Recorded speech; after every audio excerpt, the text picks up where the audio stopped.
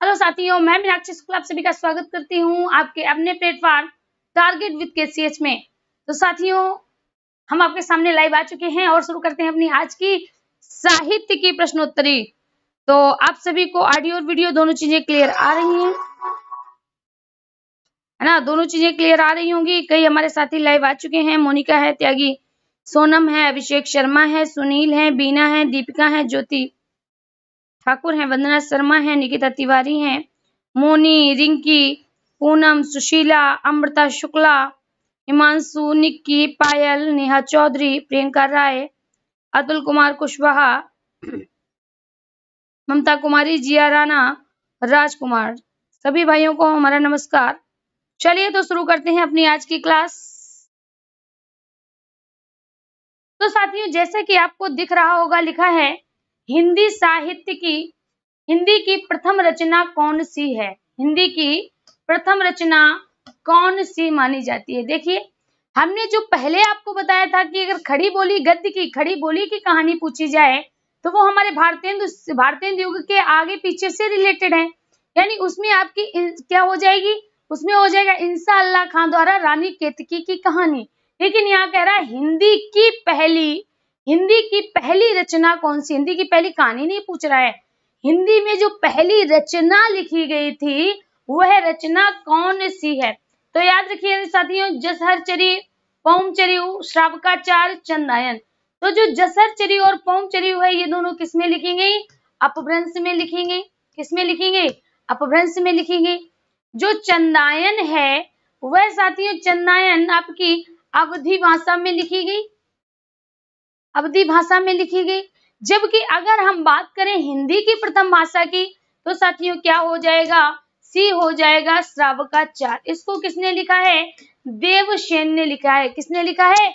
देवसेन ऋषि के द्वारा, यानी देवसेन के द्वारा लिखा गया है। इन्होंने साथियों जो प्रारंभ के 230 से 250 दोहे, कहीं कहीं ये 230 मिलते हैं, कहीं कहीं ये 250 मिलते हैं। तो जो प्रारंभ के 250 दोहे थे उनमें साथियों श्रावक धर्म की चर्चा है। किसकी? श्रावक धर्म की चर्चा है। तो देवसेन कौन थे? देवसेन एक आचार्य थे। देवसेन कौन थे? एक आचार्य थे। अगर बात करें, हाँ बिल्कुल सही, जो देवसेन थे वह एक आचार्य थे।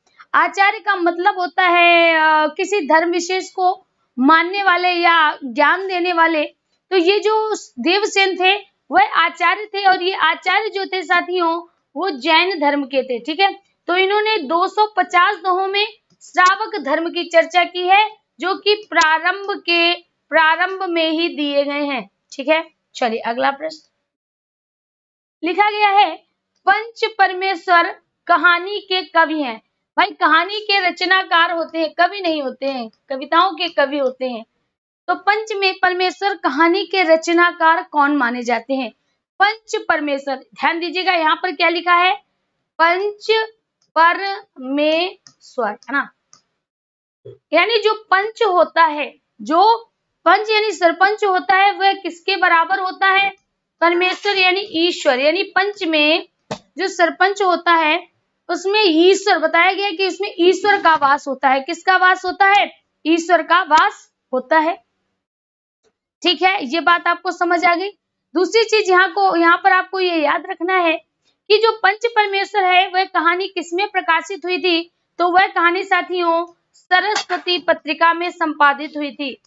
सरस्वती पत्रिका में प्रकाशित हुई थी। ठीक है, अगला यहाँ पर आपको याद रखना है बच्चा, प्रारंभ में इसका नाम पंचायत था। प्रारंभ में इसका नाम क्या था? पंचायत था। और महावीर प्रसाद द्विवेदी ने इसका नाम क्या दिया? इसका नाम साथियों पंच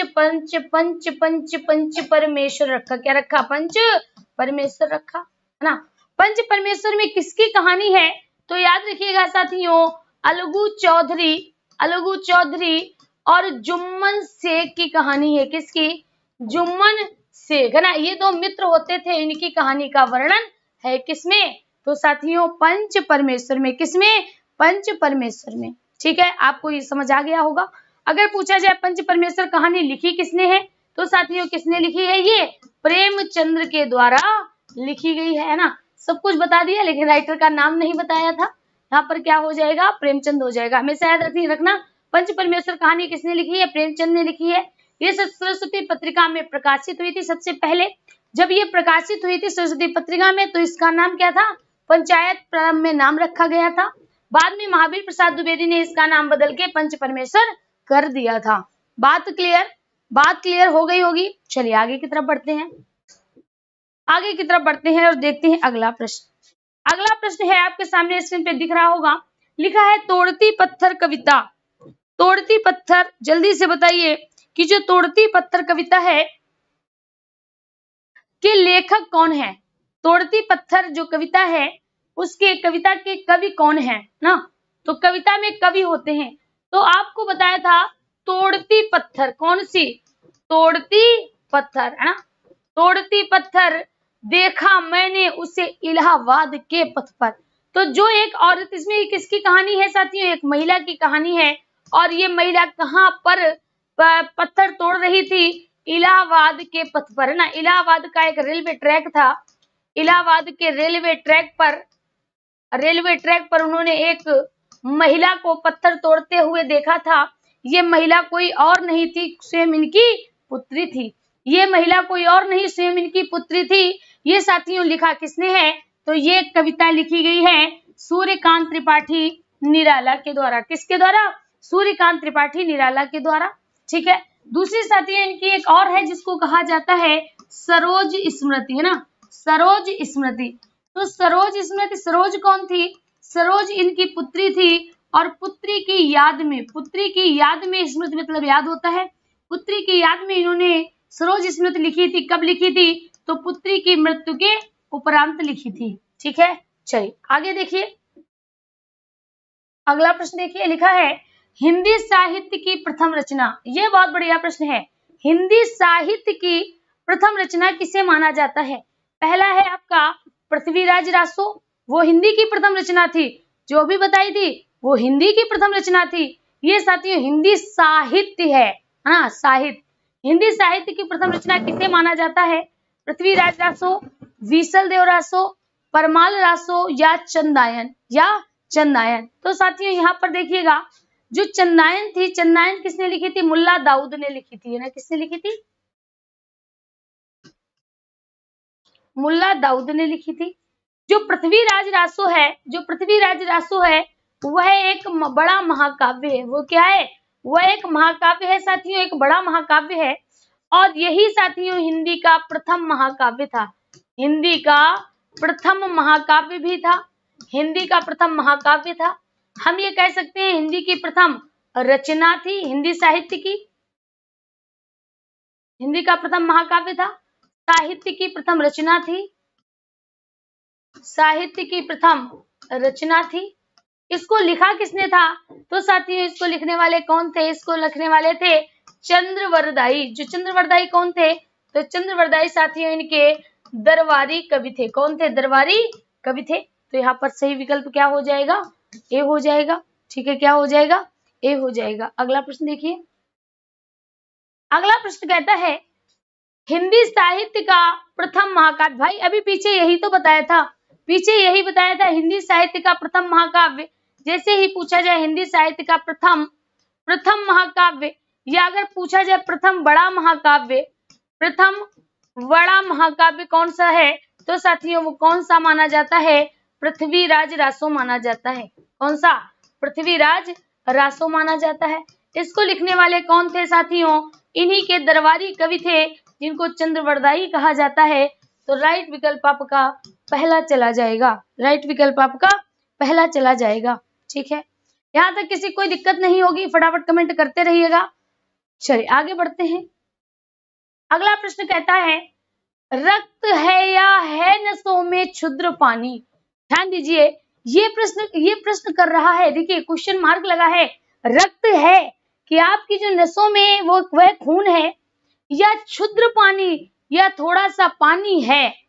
जांच कर तू शीश देख कर जवानी, इस बात की जांच कर ले, इस बात की तुम्हें जांच करनी है, जांच कर ले तू, जांच कर ले, यानी इस बात की जांच कर लो। कैसे? शीश देकर जवानी, जांच कर ले यानी जांच कर लो तुम इस जवानी में अपना शीश देकर, यानी जवानी देकर, शीश देकर तुम इस बात का कि जांच कर लो कि तुम्हारी जो नसों में, जो तुम्हारी नसों में है वह पानी है या खून है। अगर इस बात का जांच करना है तो इस जवानी को हमारे देश के ऊपर उत्सर्ग कर दो, न्यौछावर कर दो। ये पंक्तियां साथियों किसकी थी? तो ये बताना है। पहला है आपका माखनलाल चतुर्वेदी, रामधारी सिंह दिनकर, बालकृष्ण शर्मा नवीन या सुभद्रा कुमारी चौहान, या सुभद्रा कुमारी चौहान। ठीक है। तो साथियों ये जो रक्त है या नसों में क्षुद्र पानी, ये जो है ये किससे लिया गया है? जवानी कविता से लिया गया है। किससे? जवानी कविता से लिया गया है। दूसरी, इसके लेखक कौन है साथियों?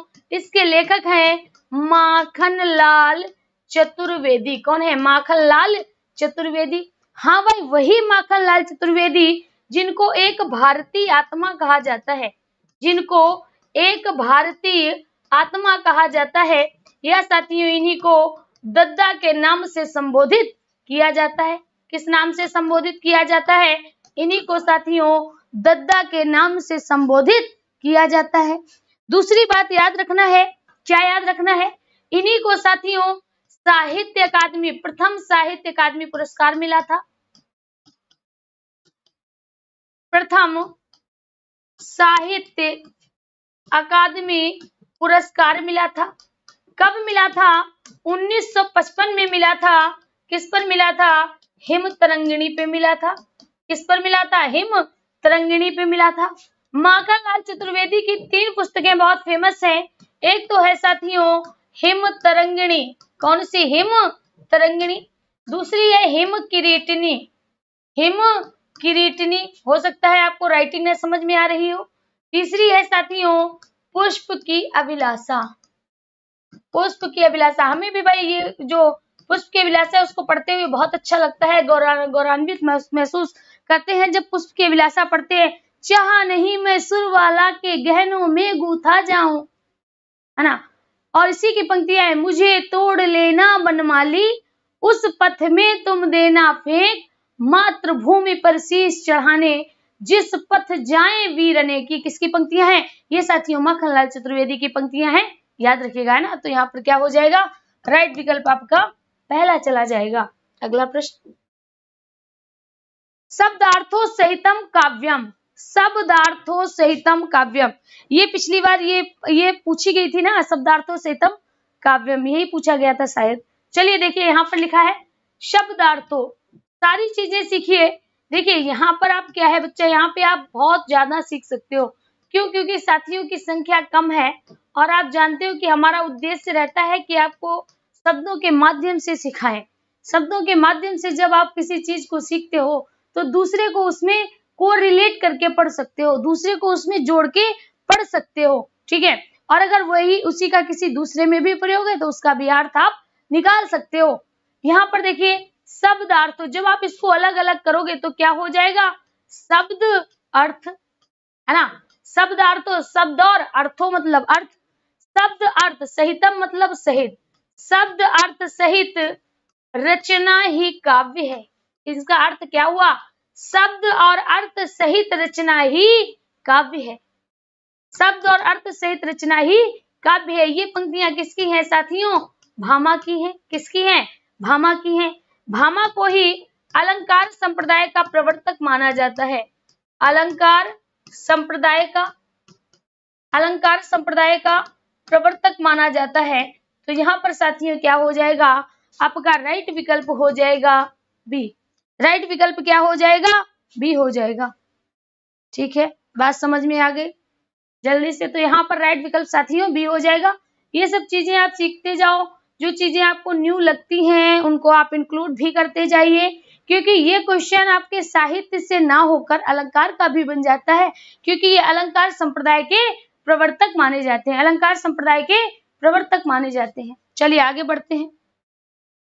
अगला प्रश्न देखते हैं, भ्रमर गीत के रचयिता, है ना। भ्रमर गीत, तो साथियों याद रखना भ्रमर गीत क्या है? भ्रमर गीत साथियों एक प्रकार का गीत है। क्या है? भ्रमर गीत क्या है? गीत है। अब ये गीत में किसका वर्णन है? तो यहाँ पर याद रखिए, जब साथियों उद्धव को अहंकार हो गया था, उद्धव को अहंकार हो गया था। किस बात पर अहंकार हो गया था? स्वयं के ज्ञान पर अहंकार हो गया था, है ना।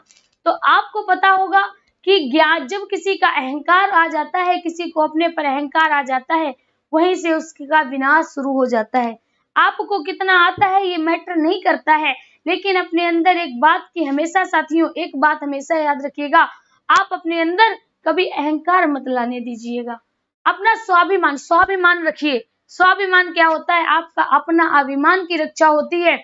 और साथियों अहंकार क्या है? जहां से दूसरों की हम अपमान करने लगते हैं, वहां से अहंकार दिखाई देने लगता है। ठीक है, स्वाभिमान करिए, आप अपने सम्मान की रक्षा करिए, लेकिन दूसरे का अपमान कदापि मत करिएगा।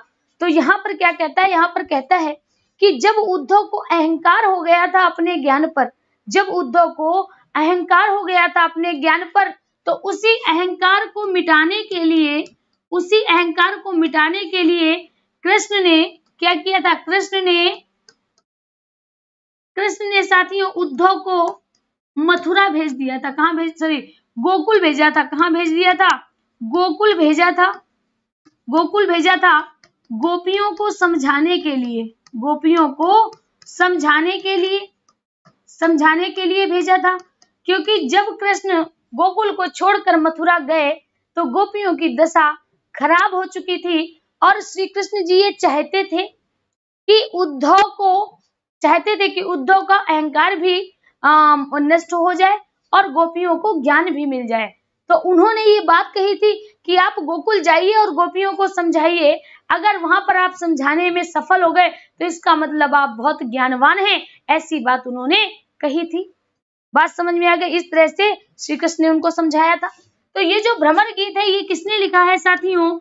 अब आप देख रहे हो यहाँ किसकी बात है? कृष्ण की बात है। तो ये किसने लिखा है? सूरदास जी द्वारा लिखी गई है। और किस भाषा में लिखी गई है? ब्रज भाषा में लिखी गई है। किसमें? ब्रज भाषा में लिखी गई। तो यहाँ पर राइट विकल्प आपका क्या हो जाएगा? पहला विकल्प साथियों राइट हो जाएगा। पहला विकल्प आपका सही हो जाएगा। ठीक है, पहला विकल्प आपका राइट होगा। अगले देखिए, आगे क्या कहता है? आगे कहता है मलिक मोहम्मद जायसी। मलिक मोहम्मद को क्या कहा जाता है साथियों? इनका जायसी उपनाम है। नाम तो इनका है मलिक मोहम्मद, लेकिन इनको जायसी के नाम से जाना जाता है। और ये जो जायसी है, मलिक मोहम्मद जायसी है ना, वो साथियों प्रेमाख्यानक समझते हो? प्रेमाख्यानक को ही कहा गया है सूफी, है ना। तो ये सूफी के प्रमुख कवि माने जाते हैं। और जो इनकी रचना है पद्मावत, साथियों पद्मावत, वह साथियों प्रेमाश्रयी की, या हम कह सकते हैं प्रेमाख्यानक की, या हम कह सकते हैं सूफी काव्य की प्रमुख रचना मानी जाती है। कौन सी? पद्मावत। कौन सी मानी जाती है साथियों? पद्मावत मानी जाती है। तो यहाँ पर कहा गया मलिक मोहम्मद जायसी को जायसी कहा जाता है क्योंकि जायस गोत्र में पैदा हुए, जायस मत को मानने वाले थे, जायस नामक स्थान के निवासी थे, या इनमें से कोई नहीं। तो साथियों याद रखिएगा, जायस नामक स्थान के निवासी थे, ये जायस नामक स्थान के निवासी थे, इसीलिए इनको जायसी कहा जाता था। राइट विकल्प आपका सी हो जाएगा। अगला प्रश्न, कठिन काव्य का प्रेत किस कवि को कहा जाता है? बहुत बढ़िया प्रश्न है। और केशवदास से लगातार हम तीनों दिन आपके लिए प्रश्न लेके आए हैं। सबसे पहले दिन जो हम क्वेश्चंस की सीरीज को लेके आए थे उसमें कवि प्रिया, ऋषिक प्रिया, इस तरह से प्रश्न थे। आज की सीरीज में पूछा गया है कि कठिन काव्य का प्रेत किसे कहा जाता है? कठिन काव्य का प्रेत किसे कहा जाता है? तो साथियों कठिन काव्य का प्रेत कहा जाता है केशवदास को। क्यों? क्योंकि इन्होंने साथियों कठिन काव्य की रचना की थी। किसकी? कठिन काव्य की रचना की थी, यानी रीति का प्रयोग किया था। किसका? रीति का प्रयोग किया था, इसीलिए इनको कठिन काव्य का प्रेत कहा जाता है। जबकि अगर प्रश्न पूछा जाए कठिन गद्य का प्रेत, किसे कहा जाता है? तो साथियों कहा जाता है अज्ञेय को। किसको कहा जाता है? अज्ञेय जी को कहा जाता है। तो यहाँ पर राइट विकल्प आपका क्या हो जाएगा? केशवदास हो जाएगा। इनको साथियों अलंकारवादी कवि भी कहा जाता है। क्या कहा जाता है? अलंकारवादी कवि कहा जाता है। अलंकारवादी कवि कहा जाता है। ये साथियों रीतिबद्ध धारा के कवि थे। रीतिबद्ध धारा के कवि थे। इनकी रचनाएं आप याद रखिएगा, बहुत ज्यादा इंपॉर्टेंट हैं। कौन सी हैं? कवि प्रिया, रसिक प्रिया, रसिक प्रिया और साथियों रामचंद्रिका, है ना, जिसमें रामचंद्रिका वेरी इंपॉर्टेंट है, क्योंकि रामचंद्रिका में अक्सर हम सूरदास को कर देते हैं, और अगर सूरदास को आपने किया तो गलत हो जाएगा, इसलिए राइट विकल्प आपको केशवदास लगाना होगा। अगला प्रश्न देखिए, लिखा है हिंदी युग के नामांकन किसके नाम पर किया गया? बहुत बढ़िया प्रश्न है कि हिंदी का जो द्विवेदी युग है ना, द्विवेदी युग की बात कर रहा है। हिंदी का जो आधुनिक काल है उसका एक पार्ट है। देखिएगा, आधुनिक काल जो आधुनिक भारतीय आर्य भाषा जो हमारी चली थी ना, ये तो हमने पूरा पढ़ा दिया था। तो जो आधुनिक भारतीय आर्य भाषा चली थी उसके साथियों क्या हुआ था, चलिए फिर से बता देते हैं। उसके 3 पार्ट हुए थे। आधुनिक भारतीय आर्य भाषा, ठीक है, उसके 3 काल हुए थे। कौन कौन सा था? पहले था प्राचीन काल, दूसरा था मध्यकाल, और तीसरा था आपका आधुनिक काल, है ना, आधुनिक काल। आधुनिक काल जो था वो साथियों कितने भागों में डिवाइड हुआ था? 4 भागों में डिवाइड हुआ था। पहला था आपका भारतेंदु युग, दूसरा था आपका द्विवेदी युग, तीसरा हमारा था छायावादी युग,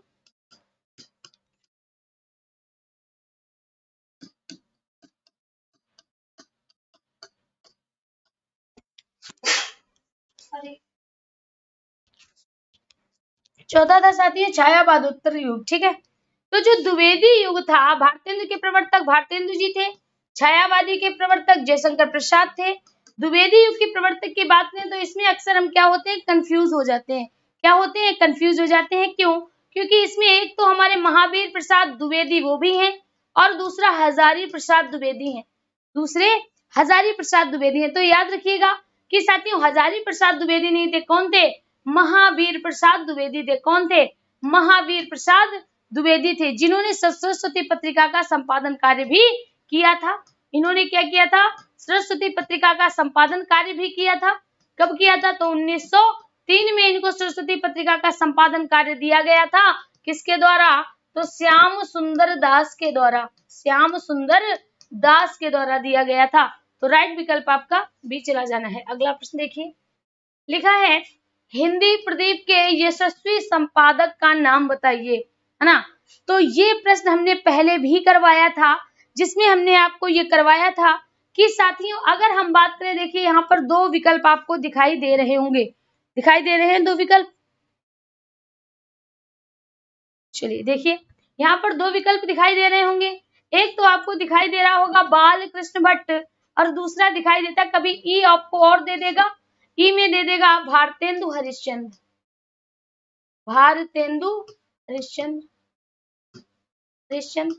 तो साथियों इस पत्रिका का विमोचन किया था भारतेंदु हरिश्चंद्र ने। क्या किया था? विमोचन किया गया था भारतेंदु हरिश्चंद्र के द्वारा। लेकिन साथियों अगर हम बात करें कि इसको प्रकाशित किसने करवाया था, यानी इसके संपादक कौन थे, तो साथियों इसके संपादक थे बालकृष्ण भट्ट। कौन थे? बालकृष्ण भट्ट थे। तो राइट विकल्प हमारा क्या चला जाएगा? बी चला जाएगा। अगला प्रश्न देखिए, उसने कहा था कि मुख्य पात्र का क्या नाम था? उसने कहा था, ध्यान दीजिए यहाँ पर प्रश्न कर रहा है उसने कहा था। तो उसने कहा था कि साथियों क्या होगा, यहाँ पर दिया नहीं गया है, लेकिन आप समझिए यहाँ पर उसने कहा था, है ना, ये लिखा किसने है? तो साथियों ये लिखा गया है चंद्रधर शर्मा गुलेरी के द्वारा। किसने लिखा है इसको? इसको लिखने वाले हैं साथियों चंद्रधर शर्मा गुलेरी, है ना। इसको लिखा किसने है? तो इसके लेखक हैं चंद्रधर शर्मा गुलेरी। ठीक है भाई। अब उसने कहा था, ध्यान दीजिएगा, इसका पात्र है लहना सिंह। कौन है? लहना सिंह है। लहना सिंह जब छोटा होता है तो एक लड़की से प्रेम करता है। लहना सिंह एक लड़की से प्रेम करता है, एक बालिका से प्रेम करता है, वो सरदारिन होती है। क्या होती है? सरदारिन होती है, ध्यान दीजिएगा। और बाद में जो लहना सिंह जब बड़ा होता है तो वो लड़की बिछड़ जाती है इससे, और लहना सिंह की फौज में भर्ती हो जाती है। लहना सिंह फौज में भर्ती हो जाता है और उससे उस लड़की का साथ छूट जाता है।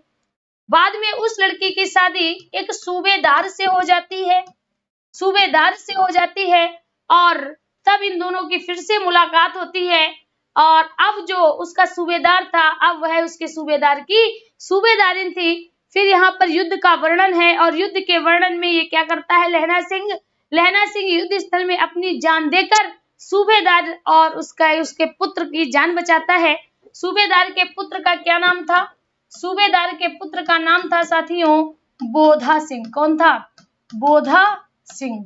ठीक है, तो यहाँ पर याद रखिएगा, सूबेदार का वर्णन है, सूबेदार के पुत्र बोधा सिंह का वर्णन है, सरदारिन का वर्णन है, और साथियों लहना सिंह इसका प्रमुख पात्र है। लहना सिंह इसका प्रमुख पात्र है, तो राइट विकल्प आपका सी हो जाएगा। अगला प्रश्न देखिए, इस कविता का नाम इसलिए उसने कहा था क्योंकि उस सरदारिन ने चलते चलते अचानक ही इससे कुछ कहा था, और बस वह यही सोचता था, उसने कहा था, उसने कहा था। ठीक है, आगे बढ़ते हैं। यहाँ पर लिखा है, निम्नलिखित में से कौन सा नाटक प्रसाद का नहीं है? जनमेजय का नाट्ययज्ञ, ये भी साथियों प्रसाद का है। और प्रसाद का नाटक कैसा है? ऐतिहासिक नाटक है, ऐतिहासिक नाटक है। ठीक है साथियों, ध्रुव स्वामिनी, ये भी प्रसाद का नाटक है। कैसा है? ऐतिहासिक है। ठीक है, यहाँ पर साथियों स्कंदगुप्त की बात करें, ये भी प्रसाद का है। कैसा है? ऐतिहासिक है। कैसा है? ऐतिहासिक है, ऐतिहासिक है। यानी आप देख रहे होंगे यहाँ पर जो ध्रुव स्वामिनी है, अजात शत्रु है, इनके यही नहीं है, ध्रुव स्वामिनी, स्कंदगुप्त, चंद्रगुप्त, अजात शत्रु, यानी इन्होंने जो भी नाटक लिखे वह नाटक कैसे थे साथियों? ऐतिहासिक नाटक थे, है ना। तो इनके द्वारा क्या नहीं लिखा गया? सिंदूर की होली नहीं लिखी गई। याद रखिएगा, इनके द्वारा क्या नहीं लिखा गया? तो साथियों इनके द्वारा सिंदूर की होली नहीं लिखी गई। अच्छा, अगर प्रश्न आपसे ये पूछा जाए कि सिंदूर की होली किसने लिखी है, तो साथियों इनके राइटर हैं लक्ष्मी नारायण मिश्र। कौन है? लक्ष्मी नारायण मिश्र इसके राइटर माने जाते हैं। अगला प्रश्न देखिएगा, लिखा है, हिंदी साहित्य के आधुनिक काल को इस नाम से अभिहित किया जाता है। यानी जो हिंदी साहित्य का जो काल था उसको किस नाम से जाना जाता है?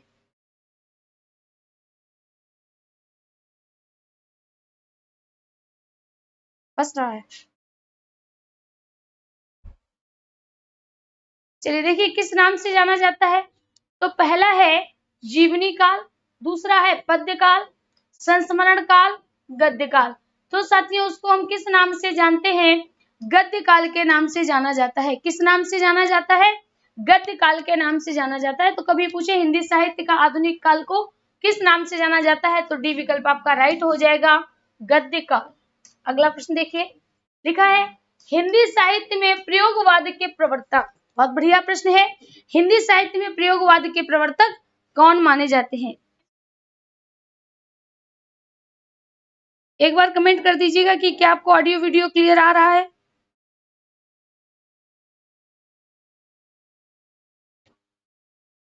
आ रहा होगा ना। चलिए यहाँ पर देखिए, कहा गया हिंदी साहित्य का प्रयोगवाद का प्रवर्तक कौन है।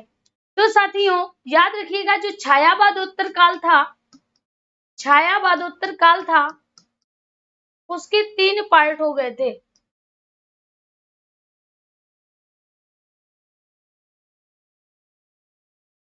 छायावादोत्तर काल के बच्चे क्या हो गए थे? 3 पार्ट हो गए थे। सबसे पहला क्या था? पहला आपका था प्रगतिवाद, दूसरा क्या था? प्रयोगवाद, और साथियों तीसरा क्या था? तीसरा था नई कविता। क्या था? नई कविता। ठीक है, जिसमें प्रयोगवाद का जो समय था वो कम माना जाता है, 1943 से माना जाता है। कहां से? 1943 से माना जाता है। ठीक है, 1943 से लेकर 1952 के बीच माना जाता है। यहीं से साथियों प्रयोगवाद की स्थापना किसने की थी? अज्ञे जी ने की थी। किसने की थी? अज्ञे जी ने की थी। इसीलिए अज्ञे जी को छायावाद का प्रवर्तक, सॉरी, अज्ञे जी को प्रयोगवाद का प्रवर्तक माना जाता है। अज्ञे जी को प्रयोगवाद का प्रवर्तक माना जाता है।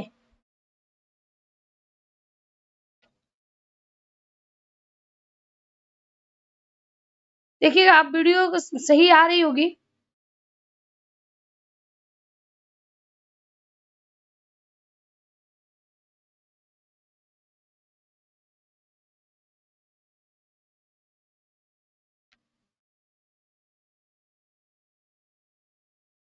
अब तो आ रहा है सब कुछ क्लियर। चलिए यहाँ पर देखिए, तो साथियों प्रयोगवाद का प्रवर्तक किसको माना जाता है? अज्ञे को माना जाता है।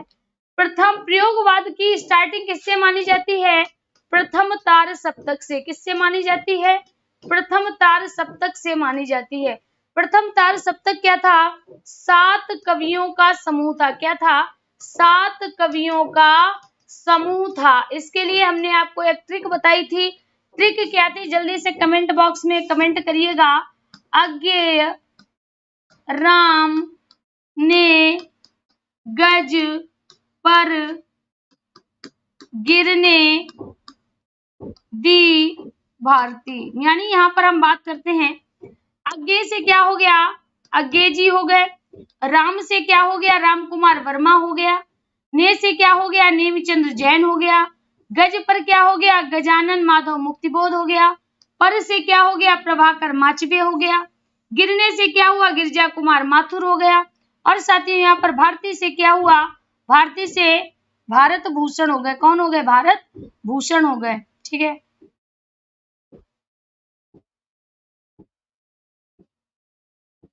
6 हो गया और 7 हो गया। ठीक है, 5 6 7 भारती से भारत भूषण हो गए। ठीक है, इस प्रकार से राइट विकल्प आपका बी चला जाएगा। राइट विकल्प क्या चला जाएगा? राइट विकल्प साथियों बी हो जाएगा। चलिए अगला प्रश्न देखते हैं। अगला प्रश्न कहा गया है, जायसी किस धारा के कवि है? हमने आपको पीछे ही बताया था कि जो जायसी है साथियों, वो आपके प्रेमाख्यन काव्य धारा के हैं, या उसी को हम कह सकते हैं प्रेम मार्गी धारा के, है ना, प्रेम मार्गी के। उसी को हम कह सकते हैं सूफी, क्योंकि जिन्होंने प्रेम पर अपना व्याख्यान दिया वह सूफी कहलाए। क्या कहलाए? सूफी कहलाए। और सूफियों के द्वारा लिखा गया काव्य सूफी काव्य कहलाया। सूफियों के द्वारा लिखा गया काव्य सूफी काव्य कहलाया। तो प्रेमाख्यन काव्य धारा पूछा जाए, प्रेम मार्गी काव्य धारा पूछा जाए, सूफी काव्य धारा पूछा जाए, तो हम किसको लगाएंगे? जैसी को लगाएंगे। और हाँ, इनका प्रमुख ग्रंथ कौन सा था? इनका प्रमुख ग्रंथ कौन सा था? तो प्रमुख ग्रंथ था साथियों पद्मावत। क्या था? पद्मावत था। राइट विकल्प आपका बी चला जाएगा। ज्ञान मार्गी काव्य धारा के कवि क्या कहलाए थे? संत कहलाए थे, है ना। इसको तो हमने करवाया था आपको। आगे देखिए अगला प्रश्न लिखा है, निम्नलिखित में से कौन सी पुस्तक प्रेमचंद्र द्वारा लिखित नहीं है? जल्दी से बताइए, कमेंट बॉक्स में कमेंट करिएगा। एक बार हम आपके कमेंट को चेक कर लेते हैं। अच्छा भाई, बीच में कभी कभी हो जाता है, सर्वर में प्रॉब्लम आ जाती है ना। चलिए यहाँ तक बात समझ में आ गई सभी के।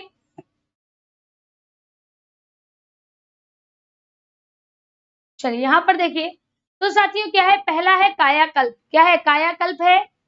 कायाकल्प है, जय पराजय है, रंगभूमि है ना। कायाकल्प, जल्दी से बताइए, पूछा गया है निम्नलिखित में से कौन सी पुस्तक प्रेमचंद द्वारा लिखित नहीं है? देखते हैं कौन इसका सही जवाब देता है। कायाकल्प, जय पराजय, रंगभूमि, प्रेमाश्रम।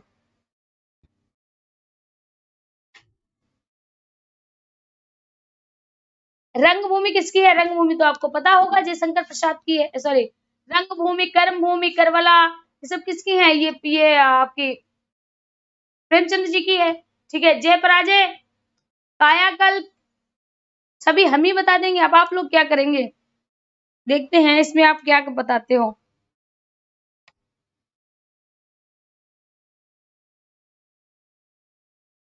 जल्दी जल्दी करिए।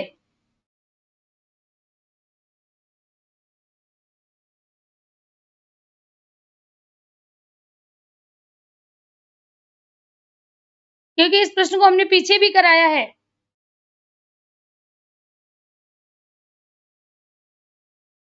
जल्दी से बताइए। हाँ, बहुत से साथियों के आंसर आ रहे हैं, वेरी गुड।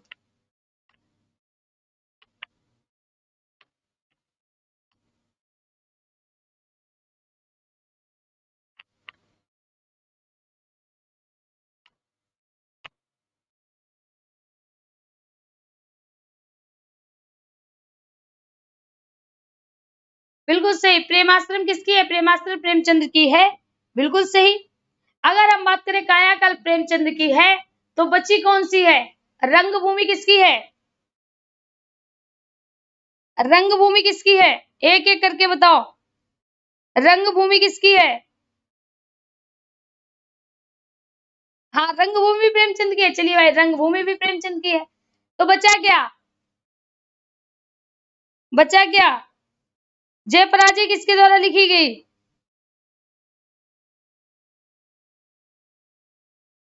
अच्छा, चलिए भाई देखिए, इसीलिए हमने पहले तीनों पे टिक लगवा दिए थे, ध्यान दीजिएगा। साथियों, यहाँ पर आपको बहुत सी रचनाएं लिखी दिख रही होंगी, जिसमें कायाकल्प है, जय पराजय है, रंगभूमि है और प्रेमाश्रम है। ठीक है, आपने देखा होगा करबला, गबन, गोदान, रंगभूमि, कर्मभूमि, कर्मभूमि, कायाकल्प, सेवा सदन, सेवा सदन, है ना। तो ये साथियों जो रचनाएं हैं वह किसकी हैं? प्रेमचंद्र जी की हैं, है ना। जिसमें हमने शायद कल ही हमने आपको कहानियों के विषय में बताया था। तो ये जो रचनाएं हैं ये भी किसकी हैं? प्रेमचंद्र जी की हैं। ठीक है, ये रचनाएं प्रेमचंद जी की हैं। लेकिन इसमें जो जय पराजय है, कौन सी? जय पराजय जो रचना है वह साथियों श्याम नारायण पांडे की है। किसकी है? श्याम नारायण पांडे की है ना। आप कभी इस पे ना जाइए, कभी कभी हम क्या करते हैं आपको कंफ्यूज करने के लिए हम कहते हैं ये है, ये है, ये है ना। तो आप भी उसी में सोच देते हो, तीन तो मैम ने लगवा दी, चौथी नहीं लगवाई, इसी में टिक्का लगा दो। तो भाई ऐसा मत करिएगा। तो यहाँ पर राइट विकल्प आपका क्या हो जाएगा? बी हो जाएगा। अगला देखिए, अगला प्रश्न है, कितने पाकिस्तान नामक उपन्यास के लेखक? कितने पाकिस्तान नामक उपन्यास के लेखक? तो साथियों पहला प्रश्न क्या है कि कितने पाकिस्तान क्या है? ये साथियों उपन्यास है ना। ये उपन्यास किसके द्वारा लिखा गया है? कमलेश्वर जी के द्वारा लिखा गया है। किसके द्वारा लिखा गया है? कमलेश्वर जी के द्वारा लिखा गया है। दूसरी बात आपको ये याद रखनी है साथियों, इसी रचना पर साहित्य अकादमी पुरस्कार मिला है। इस रचना पर साहित्यिक अकादमी पुरस्कार मिला है। कब मिला है? तो साथियों 2003 को मिला है। इसीलिए ये रचना इंपॉर्टेंट हो जाती है। तो जैसे ही पूछा जाए कितने पाकिस्तान के लेखक कौन है, तो आप क्या कहोगे? कमलेश्वर है। क्यों? क्योंकि इस पर इन्हें साहित्य अकादमी पुरस्कार मिला है। यह एक उपन्यास है और ये साहित्य अकादमी पुरस्कार 2003 में मिला है। ठीक है, तो यहाँ पर राइट विकल्प आपका क्या हो जाएगा? चलिए आगे बढ़ते हैं। लिखा है, मैथिल कोकिल किसे कहा जाता है? मैथिल कोकिल, मैथिल कोकिल। चलिए भाई, मैथिल का अर्थ है मिथिला भाषा। कौन सी? मिथिला भाषा। और इसी को हम क्या कह सकते हैं? इसी को हम कह सकते हैं मैथिली भाषा, है ना। कोकिला मतलब कोयल, मैथिली भाषा की कोयल, मैथिली भाषा की कोयल। अब मैथिली भाषा की कोयल किसे कहा जाता है? तो सभी को पता है साथियों, विद्यापति को कहा जाता है। किसको? विद्यापति को कहा जाता है। विद्यापति को ही प्रथम गीतकार माना जाता है। विद्यापति को ही प्रथम गीतकार माना जाता है। विद्यापति ने पदावली की रचना की थी। किसकी? पदावली की रचना की थी। किस भाषा में की थी? तो साथियों मैथिल भाषा में ही की थी, इसीलिए इनको मैथिल कोकिल कहा जाता है। किस कारण? पदावली रचना के कारण। दूसरी बात, विद्यापति की जो मातृभाषा थी, विद्यापति की जो मातृभाषा थी वो साथियों कौन सी थी? मैथिल भाषा ही इनकी मातृभाषा थी। तो यहाँ पर राइट विकल्प आपका क्या जाएगा? चला जाएगा विद्यापति। ठीक है, अमीर खुसरो को कहा जाता है तोता ए हिंद। क्या कहा जाता है? तोता ए हिंद, या इन्हीं को कहा जाता है हिंद का तोता। क्या कहा जाता है? हिंद का तोता। हाँ भाई, हिंद का पटुआ, है ना, पटुआ। कहीं कहीं तोते को पटुआ कहा जाता है, तो भाई इनको हिंद का पटुआ कहा जाता है। ठीक है, अगला प्रश्न देखिए, लिखा है, प्रकृति के सुकुमार कवि किसे कहा जाता है? प्रकृति का सुकुमार कवि किसे कहा जाता है? फटाफट आंसर करिएगा। इस प्रश्न का आंसर भी हम आपको नहीं बताएंगे। देखिएगा, प्रकृति का सुकुमार कवि, यहाँ पर आपको 4 ऑप्शन दिख रहे हैं, चारों के विषय में हम बताएंगे क्योंकि चारों इंपॉर्टेंट है। अगर साथियों कभी निराला के विषय में पूछा जाए तो इनको क्रांतिकारी कवि कहते हैं। इनको क्या कहते हैं? क्रांतिकारी कवि कहेंगे या इन्हीं को विद्रोही कवि के नाम से जाना जाता है। जबकि महादेवी वर्मा को आधुनिक युग की मीरा कहा जाता है। आधुनिक युग की मीरा कहा जाता है, मीरा कहा जाता है। सुमित्रा नंदन पंत को साथियों कहा जाता है प्रकृति का सुकुमार कवि। प्रकृति का सुकुमार कवि, प्रकृति का सुकुमार कवि कहा जाता है। जबकि जयशंकर प्रसाद को छायावाद का प्रवर्तक कहा जाता है। छायावाद का प्रवर्तक कहा जाता है। इन चारों को मिलाकर कहा जाता है छायावाद के चातुष्ट। छायावाद के चातुष्ट के नाम से जाना जाता है। तो यहाँ पर राइट विकल्प आपका बी जाएगा। अपना अपना आंसर चूज कर लिया करिए। आगे देखिए, आंसर करिए साथियों फटाफट। यहाँ पर कहता है विनय पत्रिका की भाषा कौन सी है? विनय पत्रिका की भाषा कौन सी है? ध्यान दीजिएगा, ये पिछली बार आपके कह सकते हैं शायद 2018 में जूनियर की भर्ती में इसको पूछा गया था, जूनियर टेट में इसको पूछा गया था। विनय पत्रिका ना, तो विनय पत्रिका क्या है साथियों? विनय के पद हैं। विनय पत्रिका क्या है? विनय के पद हैं। अब इसको किसने लिखा है? तुलसीदास ने लिखा है। किसने लिखा है? तुलसीदास ने लिखा है ना। तो जो विनय पत्रिका है भले ही तुलसीदास के द्वारा लिखी गई है, लेकिन साथियों इसकी भाषा क्या है? इसकी भाषा ब्रज भाषा है ना। तो विनय पत्रिका लिखी किसने है? तुलसीदास ने लिखी है, लेकिन इसकी भाषा क्या है? ब्रज भाषा है। इसकी भाषा ब्रज भाषा है। दूसरी यहाँ पर आपको ये याद रखना, तुलसीदास की एक रचना है साथियों जिसको कहा जाता है गीतावली। क्या कहा जाता है? गीतावली। तो गीतावली की भाषा भी क्या है? ब्रज भाषा है, ये याद रखिएगा। तो राइट विकल्प आपका चला जाएगा सी। अगला प्रश्न लिखा है हिंदी की प्रथम रचना श्रावकाचार्य के रचयिता। हिंदी की प्रथम रचना जो श्रावकाचार्य है उसके रचयिता कौन है? तो साथियों जो श्रावकाचार्य है वो हिंदी की प्रथम रचना है। पहली बात, हिंदी की प्रथम रचना है ना, प्रथम रचना है, कहानी कविता नहीं है। प्रथम, पहली बार इसी को हिंदी में रचा गया था, हिंदी की प्रथम रचना है ना। कौन सी? श्रावकाचार्य। किसने लिखा था? ये देवसेन ने लिखा था, जो कि जैन धर्म के एक ऋषि थे। जैन धर्म के ऋषि थे है ना। इन्होंने साथियों 250 के कौन से प्रारंभ के जो 250 दोहे थे उनमें श्रावक धर्म की चर्चा की है। किसकी? श्रावक धर्म की चर्चा की है। तो यहाँ पर राइट विकल्प आपका सी चला जाएगा। अगला प्रश्न देख लीजिए, कहा गया है 84 सिद्धों में प्रथम सिद्ध कौन है? 84 जो सिद्ध है उनमें प्रथम सिद्ध कौन है, ये पूछा गया है। तो साथियों सिद्ध कौन थे? सबसे पहले सिद्ध साहित्य जो यहाँ पर पूछा जा रहा है, सिद्ध साहित्य जो है, यही प्रश्न उत्तराखंड के टेट में पूछा गया था कि सिद्ध साहित्य किस काल से संबंधित हैं। तो ये प्रश्न पूछा गया था उत्तराखंड के टेट में है ना, और इसी को फिर बाद में हिमाचल से पूछा गया था। तो ध्यान दीजिएगा, यहाँ पर पूछा गया है कि जो सिद्ध साहित्य हैं वो किस काल से रिलेटेड हैं। तो आप क्या कहोगे? आदिकाल से रिलेटेड है। किससे? आदिकाल से रिलेटेड है। जो बौद्ध धर्म के महायान शाखा के जो अनुयायी थे है ना, अनुयायी थे, उन्होंने साथियों क्या किया? उन्होंने क्या किया?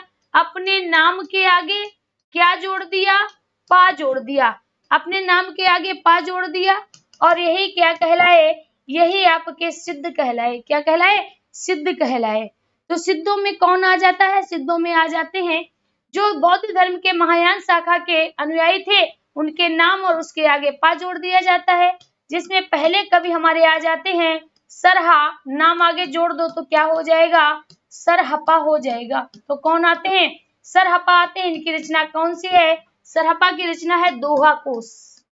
कौन सी है? दोहा कोश है। सरहप्पा है, सवरपा की है चर्यापाद, सडोम्बिपा की है डोम्बी गीतिका। ठीक है, यहाँ पर आपका राइट विकल्प सी चला जाएगा। राइट विकल्प साथियों सी चला जाएगा। ठीक है, चलिए आगे देखते हैं। क्या वीडियो रुक रहा है? आगे देखिएगा।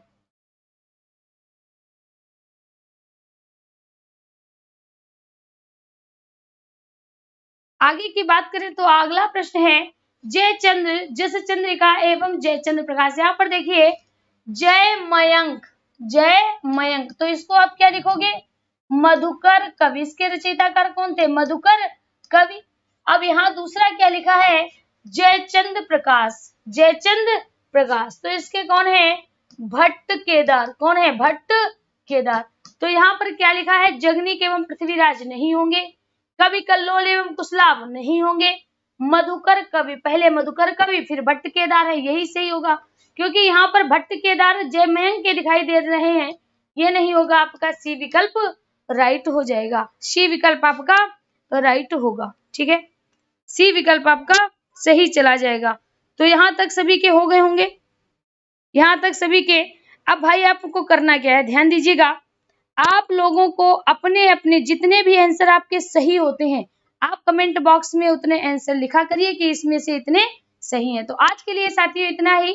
आज की टेस्ट सीरीज को यहीं पर हम खत्म करेंगे। और हाँ, हमारे सभी साथियों को, सभी समर्थकों को सहृदय बहुत बहुत धन्यवाद, क्योंकि ये सब जो आज आप देख रहे हो, ये सब आपकी मेहनत का ही नतीजा है।